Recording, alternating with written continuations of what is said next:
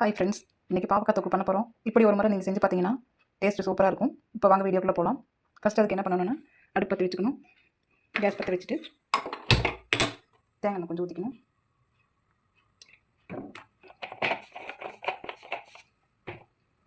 அதுக்கப்புறம் பூண்டு போடணும். பூண்டு நல்லா ஃப்ரை ஆகட்டும்.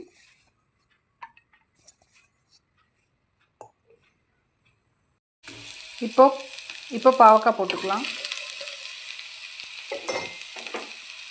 அதையும் நல்லா வணக்கிக்கலாம்.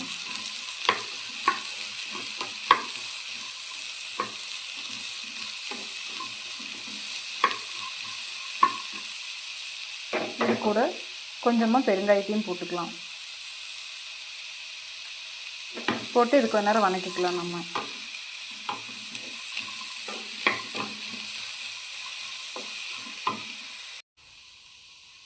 இப்போ வதங்குறதுக்கு லைட்டாக உப்பு போட்டுக்கலாம்.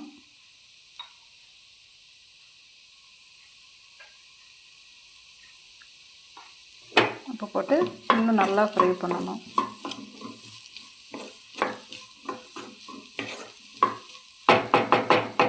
இது கூட கொஞ்சம் கருவேப்பிலை போட்டுக்கலாம்.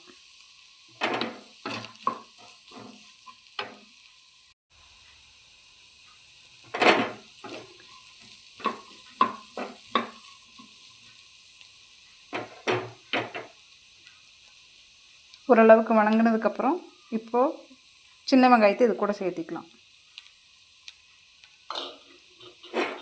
பெரிய வெங்காயம் போடலாம், பட் சின்ன வெங்காயம் போட்டு இன்னும் கொஞ்சம் டேஸ்ட் நல்லாயிருக்கும். அதுக்காக இன்னும் கொஞ்சம் இது நல்லா வணங்கட்டும்.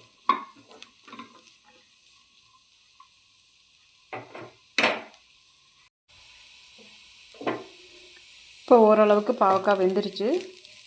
இப்போது சின்னதாக கட் பண்ணி வச்ச 2 தக்காளியை இது கூட சேர்த்திக்கலாம்.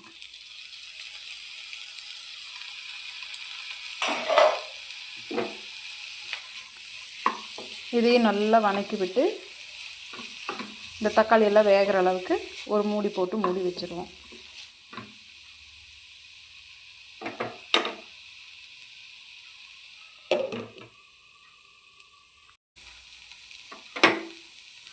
இப்போ இது ஓரளவுக்கு நல்லா வணங்கிருச்சு. இப்போ என்ன பண்ண போகிறோம் அப்படின்னா, மஞ்சத்தூள், சாம்பார் தூள், தனி மிளகாய் தூள், இந்த 3ஐயும் இது கூட ஆட் பண்ண போகிறோம்.